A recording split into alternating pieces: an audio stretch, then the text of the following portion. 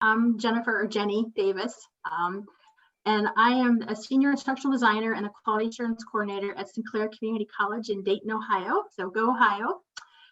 As you can see here, like many of you, I wear many hats for my institution, but my primary, well, day, night, weekend job right now is being an instructional designer. So our session today, we're going to start talking about a multimodality development. So when we talk about eCourses, we're referring to online, hybrid, or maybe blended, and CBE. And CBE stands for Competency-Based Education. So we're going to talk about what's different about all of those modalities. We're also going to talk about what design adjustments you might need to make if you're working with different modalities. And then we're going to diagram a process that you can take those modalities and develop them from the same content and assessments.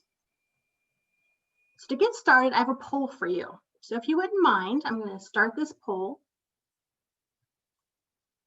Thinking about how open is your institution to multimodality course development? Everybody see the poll? Okay, yeah, I'm starting to see things come through. Great.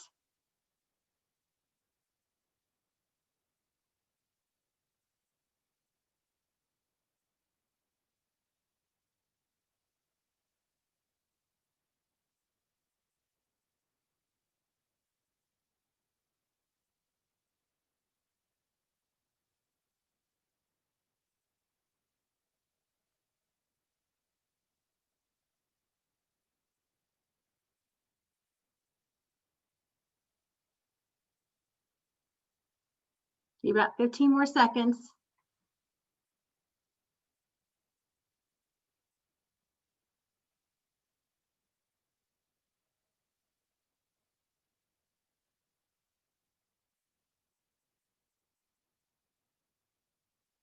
Okay, so as you can see, we have about half of you who at least have opened that door to having some faculty looking at it. And it's, wow, I mean, 28% are already doing it across your catalog. That's a great thing. And so it's something where you're seeing more and more of this happening because of COVID. And a lot of institutions are having to think about what they're going to do with different modalities. When it comes to the oven temperature, this really kind of plays into the idea that you need to read the room at your institution. You know, how are the faculty feeling about this idea? How's administration feeling about this idea? How would your students respond to the idea of different modalities for their courses? So how we got to this point really kind of started from my baking. And yes, in fact, I do make 550 dozen cookies every Christmas. For about 3 decades now, I've been a pretty serious holiday baker. And so I started baking by spreadsheet because I had to purchase things and plan for things in a certain way. What you see here is a sampling of what I do every year. I started noticing that with common ingredients, adding in a little bit of spice, mixing things up a little bit differently, I could create a lot of different dishes. And the idea being that if you think about your courses, you can do the same thing. And so that's kind of where this analogy came with the recipe. This was from my baking. You're going to see results of that a little bit later today.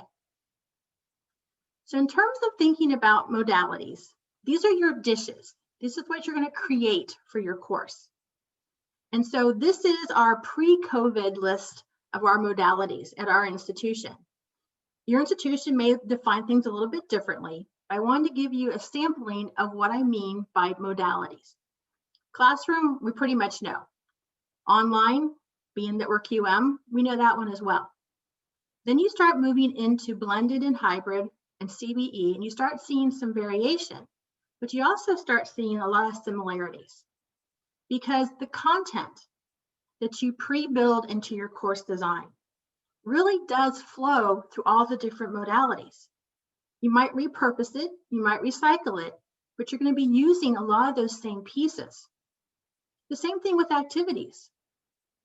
That work you put into interaction, that work you put into what you're going to have students do. You might tweak it a little bit for blended or hybrid. They might do some of those things in class versus being on the computer. For CBE, they might do those things a little bit differently based upon how well they are mastering the objectives in front of them. And so maybe they don't have to do everything if they are able to meet your mastery level. But if they don't, you provide them additional opportunities to do things. Same thing with assessments. You're thinking about how you design your assessments. In an online class, typically they're available for a week, or maybe you might give them a longer period of time if it's a big project to work on something. And usually students all take the same test. You might have variation with randomized question banks and such, but they're all taking that Chapter 5 test at the same time. With blended or hybrid, again, availability is going to depend upon where they're at in the class. They may take something when we're back on campus in the classroom. They also may be taking it using your LMS. And again, they're typically pretty consistent. So those questions that you wrote for online can also be applicable to your hybrid or blended. Then you get to CBE and you're going to do things a little bit differently, where maybe you're going to sequence things. They might have a pre-assessment. They might have to do some trigger activities. But the idea behind all this is that if you have an idea of what type of a modality you want to develop, if you have some of those ingredients and some of those parts and pieces, you start seeing consistency in those patterns. So I'm going to show you how all of this works together. Some questions about, I'll put here in the chat again, the link to all of the resources you can see there. And you have this PowerPoint and a PDF version plus some other templates we're going to share here in a second. So do you have any questions about the modalities? I know I've thrown at you a lot really quickly, but is there anything on this modality chart that gives you question or pause? You can open up your mic and tell me, or you can put it in the chat.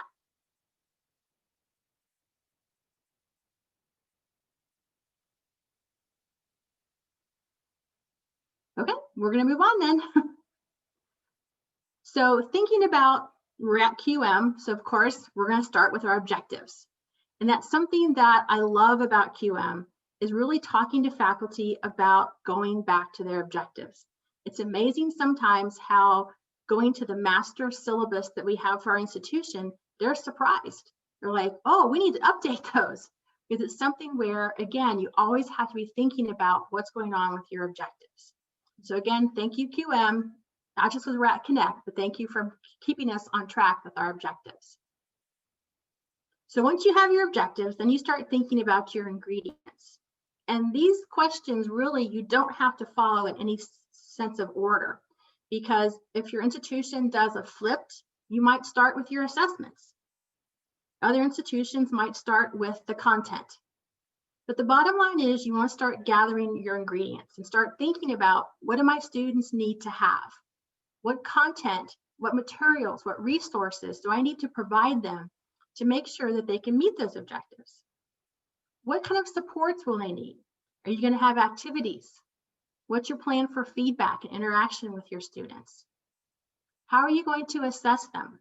Again, there may be through quizzes, bigger exams, higher stake type of activities. You could have a summative project that they do.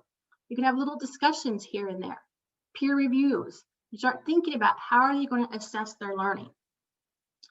And then at the end of the day, you want to feel confident as a faculty member and as an ID who's working with the faculty that all the pieces are in there in that course so that students can be successful.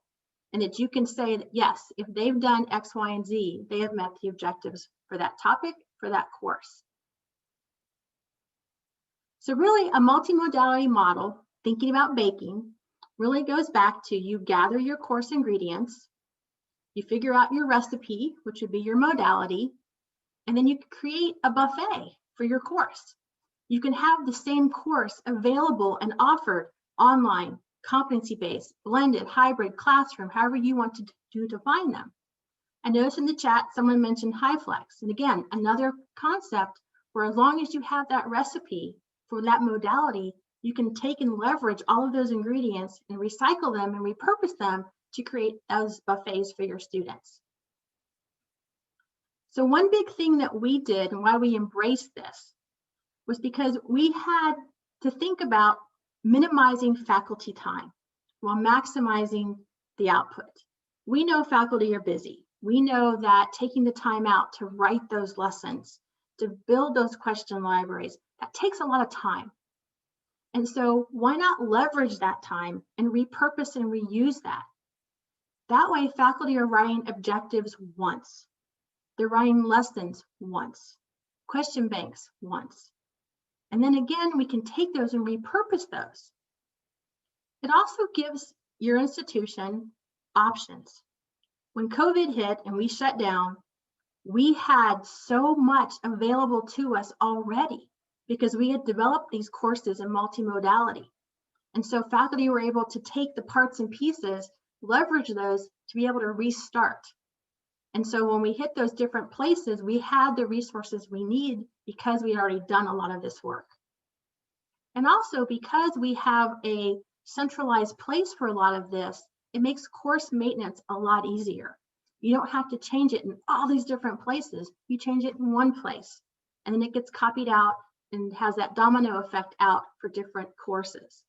And so all of these things really do help with the idea that you can take all of that work, all of that energy, and turn it into a lot of great things for your institution.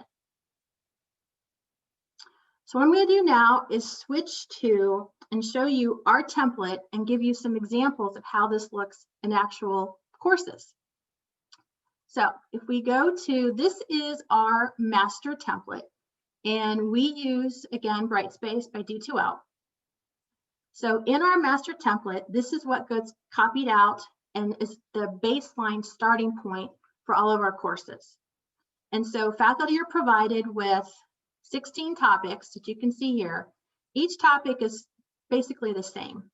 In the first topic, we also include introduction discussion. Again, we want to make sure that students have an opportunity to introduce themselves. The faculty are provided with a page where they can write their introduction and objectives. So again, basically just a template for them to use.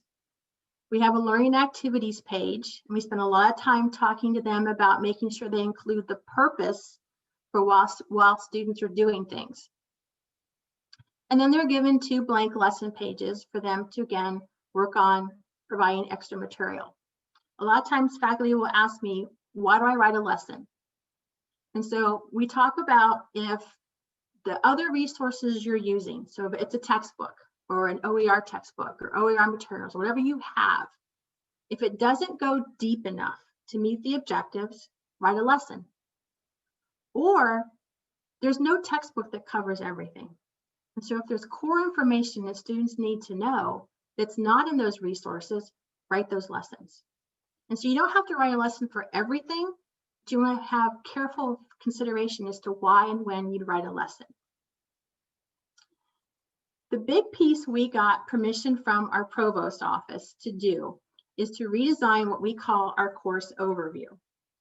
So in our course overview, we provide a stock syllabus that can be used across any modality. The idea being that the course objectives, the information about the faculty member, the information about testing, institutional policies, all of those are consistent regardless of what modality the course is being offered in. So again, we provide this information to students. We have the template for them, for the faculty to use. We include, again, the outcomes. We include the testing information and all the institutional policies. We also have a welcome from the instructor. Again, the idea being that's not going to change with the different modalities. We have a course technology page where this goes into how they can find information about getting help with their computers and other devices, the requirements for technology, computer skills and digital literacy that they need. We link them to any software that they might need for downloading. If the course uses a publisher integration, they can include that information there. And then we also provide all the accessibility and privacy policies for the different tools that we use in our shells. Again, that's not going to change based upon the modality, but there are things that will change based upon the modality. And so we have submodules for each of the different core online, blended, and FlexPace. FlexPace is our version of CBE. And so the online courses, the course requirements page goes into information about What's the topic? What chapter or what reading will they do? The assignments and the due dates. If it's a blended course, we give them two different options. One would be if they're going to have the entire week be offered in one particular delivery modality, then they can indicate and pull down and inform students which one they're going to use. Again, the bottom here, the base is the same as the online. It just adds in the element of how it's going to be delivered. Or we have an option for faculty if they want to use it, where this goes into, again, similar table, where we customize it to say, before class, what would you have students do? What are they going to do during that scheduled time, whether it's on campus or virtual? And then what are they going to do after class? So again, that same core information can be manipulated to meet the needs of the modality. For the flex pace, for the CBE, we have tables a little bit different because we don't have due dates. Our flex pace program, they don't have the weekly due dates. They have to complete the material over the course of the term, but they don't have to actually have a very Sunday 11:30 p.m. deadline every week. Okay, question. If you select one of the options, is it pre-fills the table? So faculty can copy in this master template into their shells, and then they can adapt it based upon which modalities they're going to be delivering. If they're working with one of our members of our instructional design team, we actually create a master shell, which then we can use that and then copy that out and build out what they need for each individual modality. So again, asking where things are going to be shared, I'll put here in the chat again, the link to the PowerPoint and other resources. So going back to the different specifics, we have an About This Course page, which provides the overview to the course, the structure. We put our alignment documentation here, and then individual course policies go here. And we have, these are also broken down by the modality. So we have one for each of them because we have a little bit different considerations, whether they're online, blended, or flex-based. We also add in citations, general citations, blankets for the course as well. So there's just a little bit of tweaks in the language that occurs in the course policies and in the course structure. Then we have the expectations page, which again is customized by the modality. So we have information about deadlines, which you'll see in online and blended, but not in FlexPace. Communication guidelines are the same regardless. The commitment changes a little bit based upon what modality they're in, the expectations for how often students sign in, and then what happens for expectations from the faculty. Again, a little bit of variation depending upon the modality. We have in our faculty handbook, they're supposed to grade within a week in online and blended, and for FlexPace, they grade within 3 days. So those things are just a little bit different based upon the modality. And then lastly, we have a grading information page. The reason we made this one modality specific was because oftentimes in a blended course, faculty give students points for attendance. And that way they can add attendance in here without having a lot of variation and messing up all of their math that they do on the online or FlexPace courses. And so again, this is really you start seeing that there's a lot of common patterns here, and you can quickly take those core pieces of information and build them out into other modalities. So in the link I provided in the chat, you have a number of different pieces here. And so this, for example, is a computer science course. And so in this case, this is the online setup where they would have their topics and then their assignments that they're doing.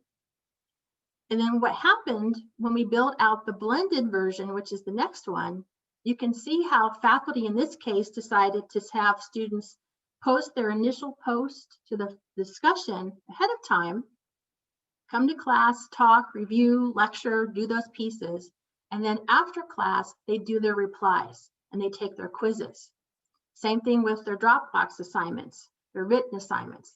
They're asked to prepare, come to class prepared to have a discussion, have some lecture time, do all those different pieces. And then after class, they are supposed to have the discussions, the assessments, things of that nature. And then for the CBE, it's a unit base where we took, again, those 3 topics became 1 unit. And then there was a summative assessment for those 3 topics. If they pass that pre-assessment, they drop down and they complete their written assignments. If they don't, then they work through all of those topics and take the post-assessment. Regardless, they're going to go in and take those required written assignments no matter what. That way they're actually having to produce something for the faculty member as part of their documentation of their learning. And so what we started seeing again was that all of these pieces started to fit together, and we could commonly use them to build out other modalities. Another example I have from you is a mental health class.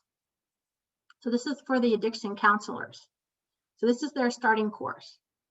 And the idea that there's a lot of discussions and written assignments in this course and the online version, this faculty member decided to take those, and instead of having them meet every week, they would have some weeks where they would come to class on campus, again, pre-COVID, and then they would, the next week, be online and do everything online.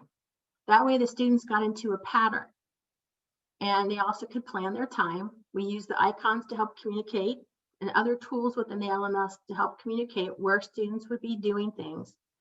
But the same thing, the same discussions, the same written assignments they were doing in the online, they're also doing in the blended. And then lastly, for CBE for this, again, we group things. They still take the midterm and final and all the different modalities. So all those questions the faculty wrote for the midterm and final are applicable, and regardless of what modality is being offered.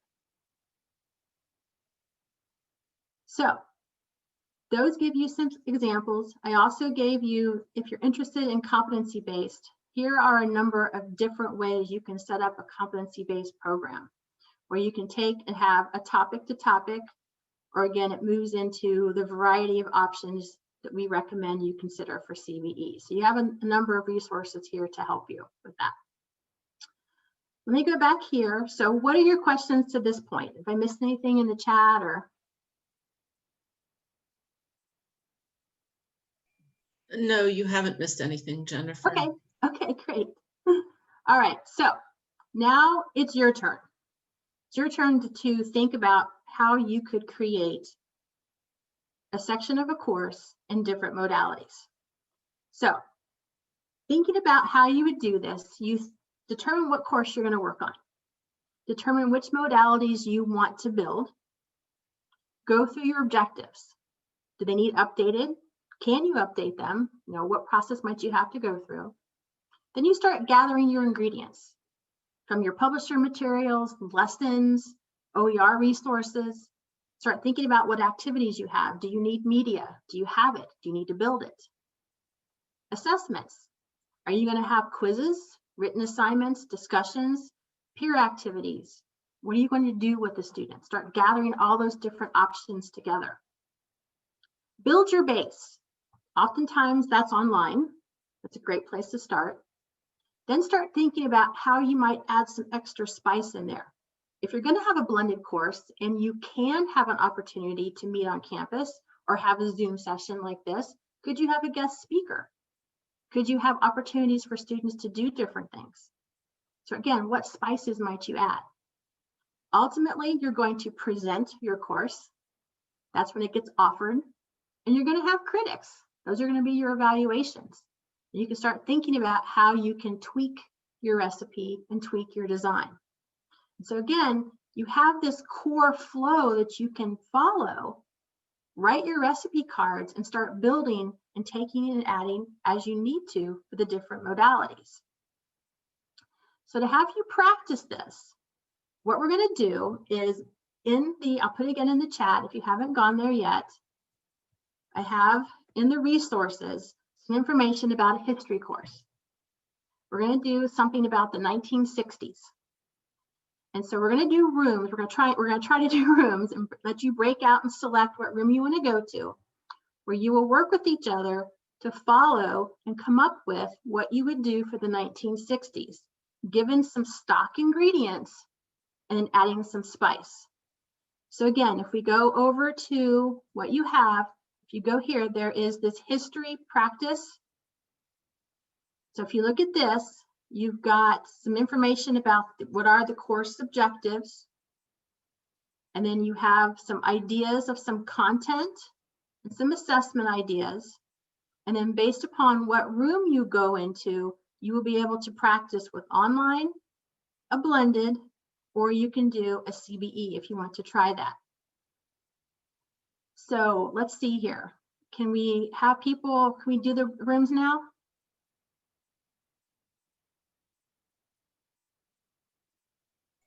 Yes, I promoted you, so you can do the breakout rooms.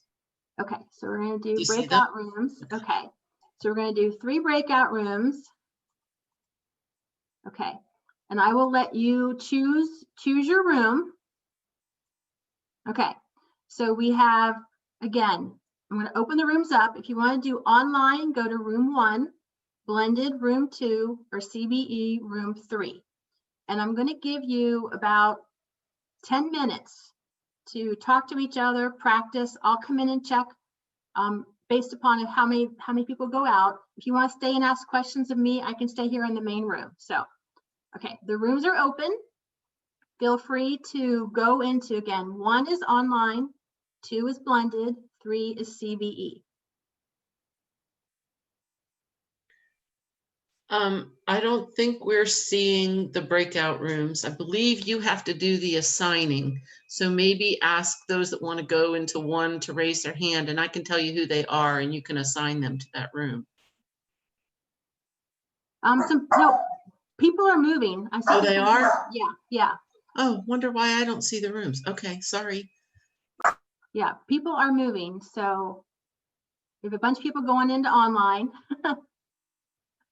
1 brave person in CBE. If you join, I think it's if you have the mobile app, if you're on mobile, you may not see them. If you tell me where you want to go, we can probably assign you to a room. Yeah, I'm not on mobile either, and I can't see the rooms. And I saw rooms earlier in other sessions. Okay. I gave people the option to go into whatever room they wanted to. So let's see.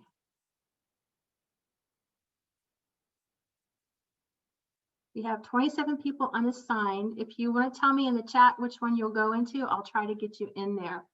Assigned to 1. Okay. Amanda.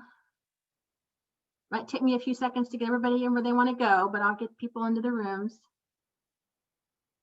3. 2.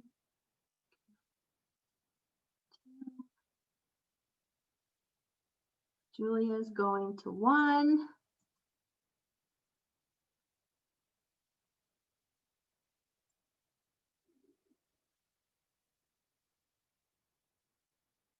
See, technology is great when it works, right? Robin, I'm going to get you into 1 now.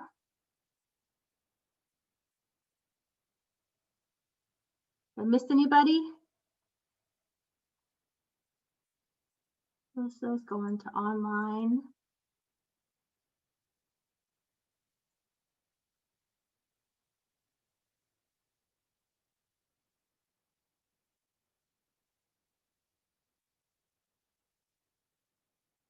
Okay.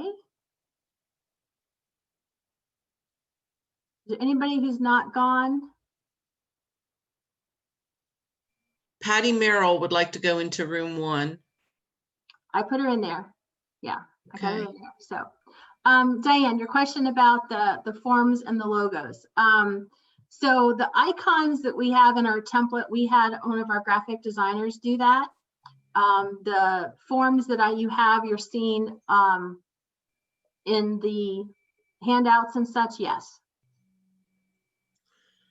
I designed those. So, but the logos, we have stock logos that our graphic designer did. Is there anybody who's not gone to a room who would like to go in to one?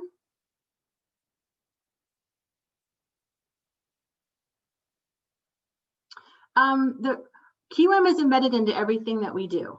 And so it's something that it's kind of just there all the time with us. And it's not something that, like, our whole template, we thought about making sure we met as many standards as we could. We thought about, the alignment piece. We have a template that's faculty complete as part of the alignment that goes on our About This course page. And so, we did do a lot of that throughout the whole process, just thinking all the time about what we could do to make our courses be as close to being ready for QM review as we possibly could. That's awesome. No, I think that's really good. So do you, when the faculty are working through these forms, I'm just trying to imagine the process. Are they like coming to a workshop and they get a stack of these forms, or are you meeting one-on-one in a faculty ID consult situation? What we do is we call it an SOP meeting, a scope of project meeting. And that's Okay. kind of like our kickoff, where we talk through with the faculty, what do you have already? What modalities are you thinking about developing in? What kind of media might you need? For example, our science courses, we have award-winning labs that have been developed by our media producers, where they have online labs for physics and other courses, astronomy and such, biology. And so it just depends upon what that course might need. And then we have tons of different ways, depending upon how the faculty like to work. I do a lot of storyboarding with faculty. I mean, I love that visual component and adding that to things. Sure. That's a big piece. And I've taught storyboarding sessions to help people be able to do that. And so for the more visual, that's a great way to do it. For those, I've got, for example, accounting faculty, very comfortable with Excel. And so they will plot out their course in Excel, and we have templates for that too. And so it just depends upon what that faculty might need and what their preferences are. And so we try to meet them where they're at and provide them with different options for things. Okay. And so say if several faculty members wanted to work through the process with you, it sounds like you have enough staffing to kind of space that out and do that with people. We have a very generous, supported ID team at our institution. For the size that we are, we have a whole division dedicated to e-learning. Oh, wow. And so our division, we have a team who does the student support side. We have success coaches who partner with faculty in their shells. We have a whole instructional technology part of our division where they work with new technologies, helping faculty to design things. We have a whole media studio. And then we have an ID team where we have associate IDs and senior IDs who partner. And so we have divisional assignments. So I partner with all of our business and public services courses. I partner with them, as well as develop in other divisions. We do training. We do a lot of different aspects. That's why I'm saying a lot of hats we wear. Sure. Really, yeah. but that's not unusual. I mean, that makes sense. we are blessed to have a great ID team at our institution. So. Okay. Thank you. So I think my video is frozen up, but. Any other questions from those of you who stayed in this room?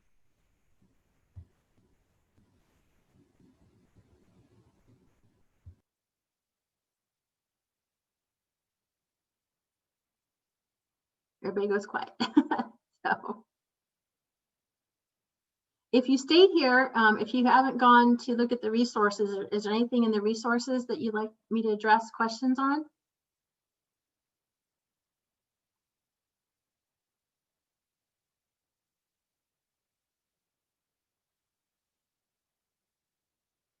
Everybody's quiet.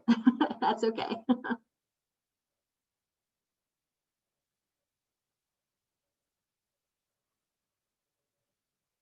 Well, I'm going to go jump over the rooms real quick and just see if they have any questions. I'll be right back.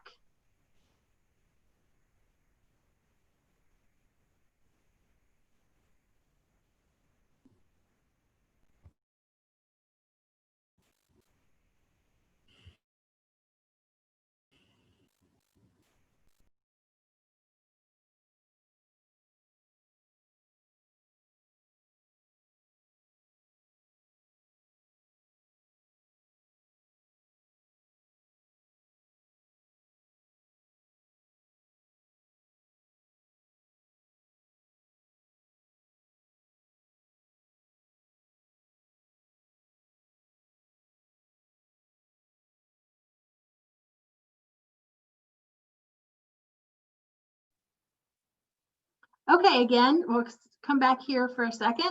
Any questions that came up here?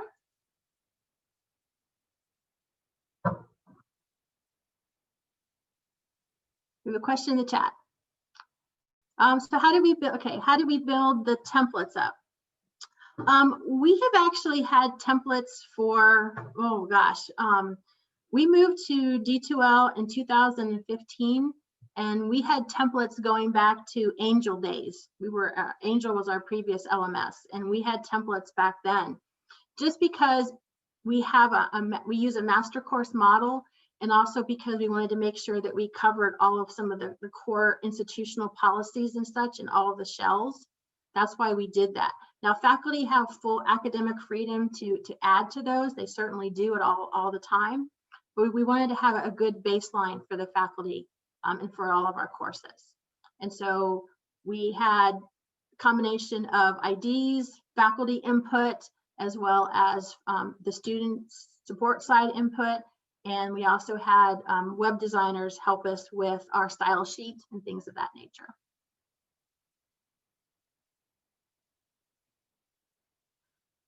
All right, so let me go check on room 2 real quick.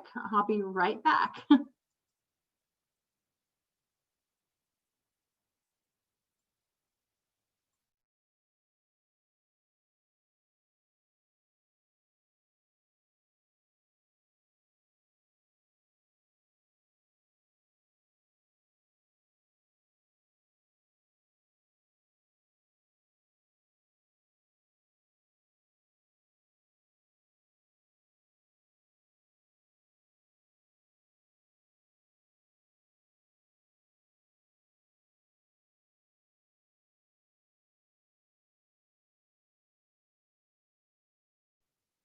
Well, room 2 is doing well, so I'm going to go check real quick on room 3, and then I'll be back.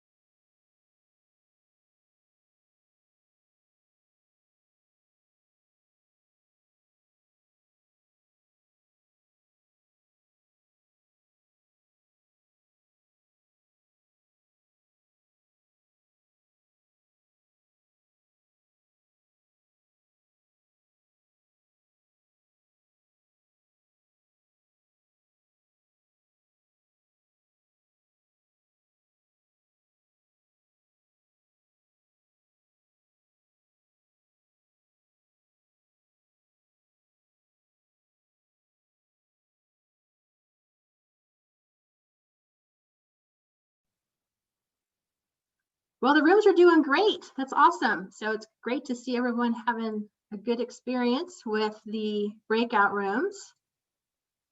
So we're going to bring people back here in a few minutes.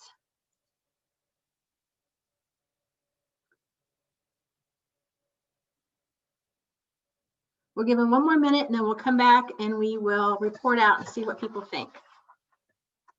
Any questions that came up during this time from anybody in the room here?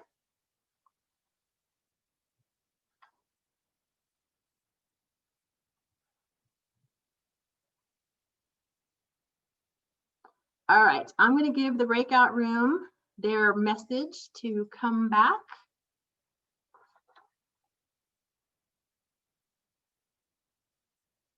They get one more minute.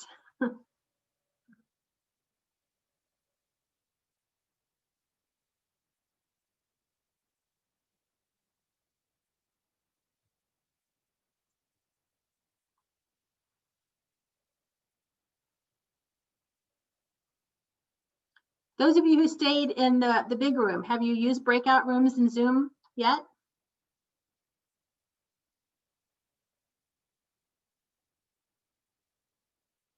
I did a virtual APP QMR in September, and we used the breakout rooms a lot for participants to be able to go and do things as part of the APP QMR and talk to each other and such. It worked out really well. So the rooms are going to close in 10 seconds. So everyone's going to start filtering back.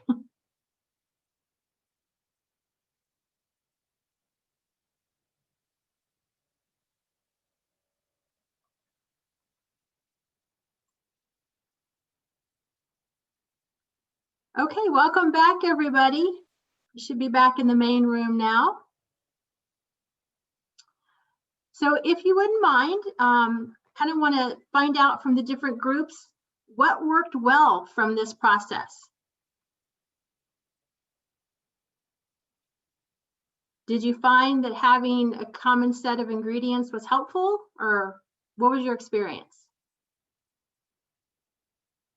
Either in the chat or you can open up your mic and share with us.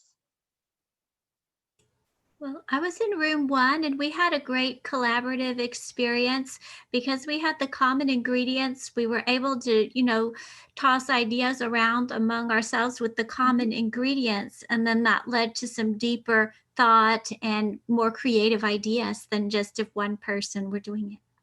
Absolutely. So you have a comment in the chat about having a menu to choose from. Yeah, go group 1, yay! You guys had the biggest group, so. So one thing that faculty often feel questioning about master courses or multimodality is, what about academic freedom? And the reality is that having a baseline is just that, a baseline. And you certainly can add to it and tweak it and do different things as you see fit in your teaching style. It's not meant in any way, shape, or form to squelch your academic freedom. It's just meant to really give you a core, a baseline, and then you can add, take away, tweak as you see fit. And that's a real helpful part because especially with the COVID shutdown, we had faculty who didn't have those baselines scrambling because they didn't have those resources readily available. The faculty who had developed online and who had developed multimodality were like, we got this, we're good, because they already had those pieces in place. So, was there any place that you thought that, the tweaking part was too hard, or did you see that you have to put some extra effort into something in one particular modality?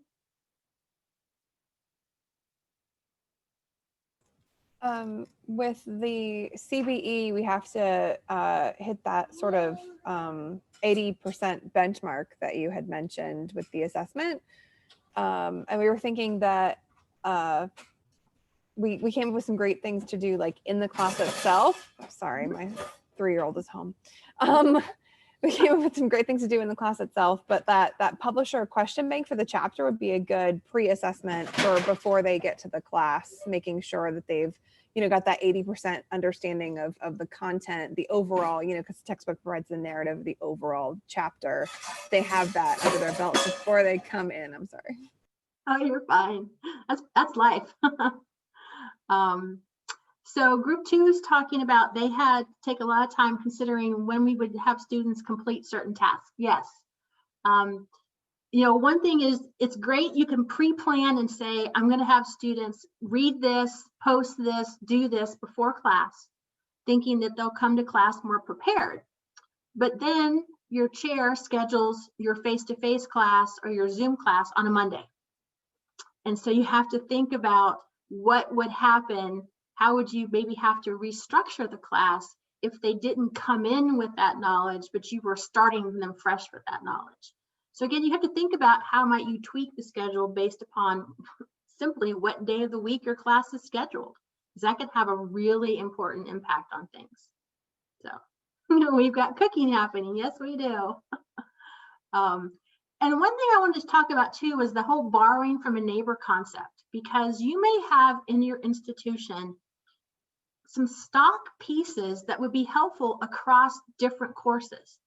For example, we have a library unit that the librarians put together, talking about how to use the library. It's a library guide, all those different things. And it has value in a lot of different courses.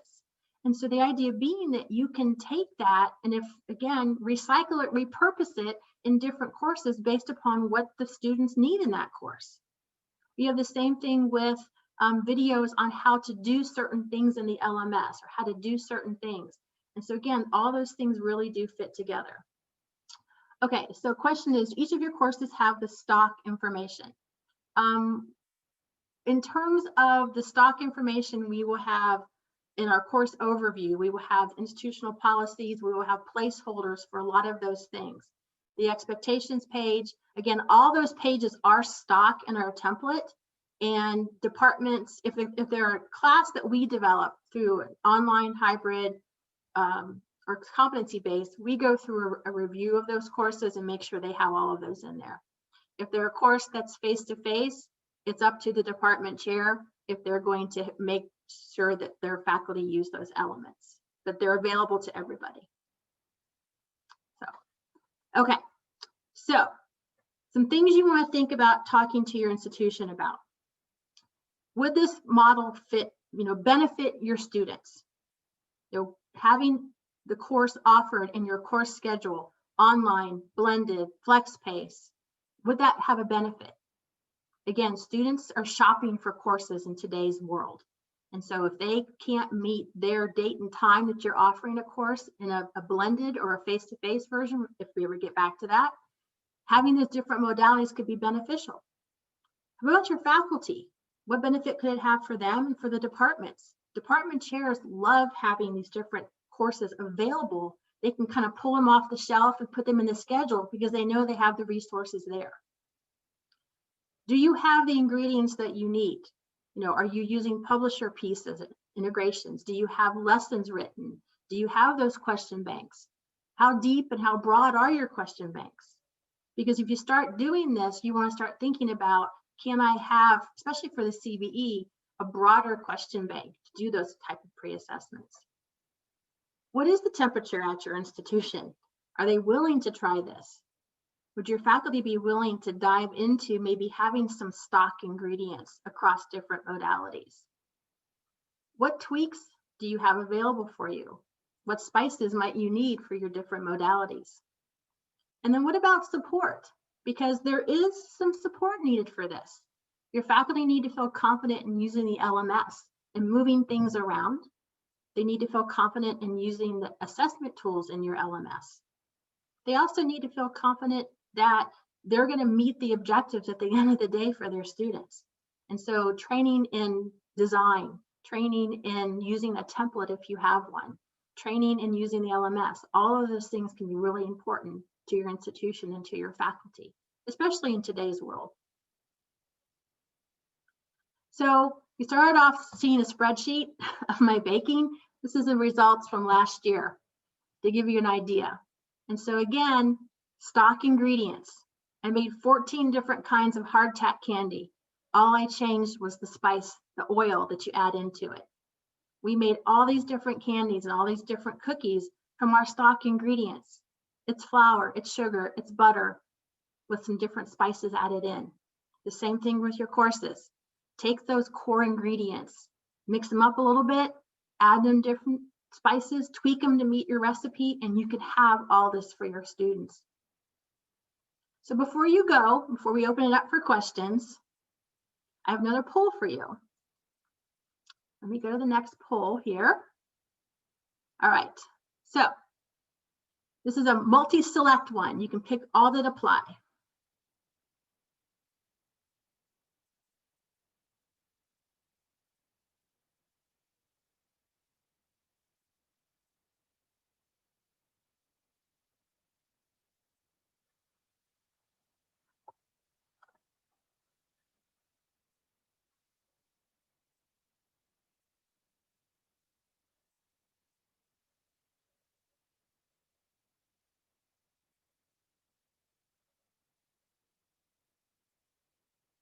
Amanda, I'm really worried about this year's cookie and candy list because our campus is basically shut down And so I'm thinking, I used to take out giant spreads of all this stuff to my coworkers, and I'm like, I don't know if I'm going to bake as much this year. It makes me sad.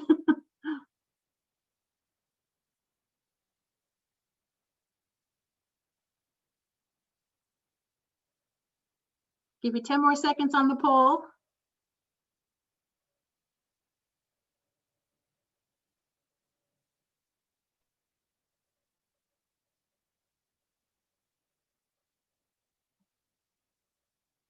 Okay, so good. We're seeing some benefit to all this. I encourage you to look into it. I think there's definitely a value to it, especially in our uncertain times of not knowing where we're going to be and how we're going to be delivering as all of this goes on. So I really do encourage you to think about it. So there's our results.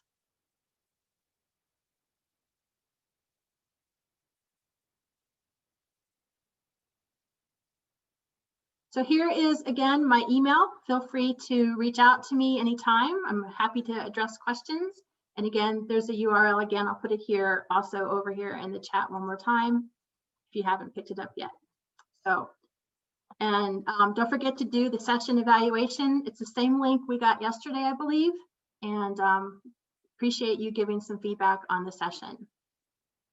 So I'll open it up now. We've got a few more minutes. Questions? What's on your mind?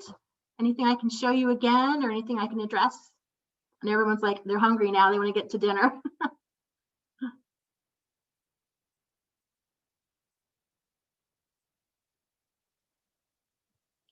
Well, thanks everybody for coming. I really appreciate it.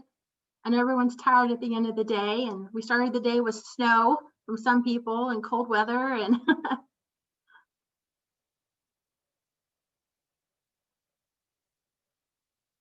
hopefully I'll see some of you guys tomorrow at the town hall.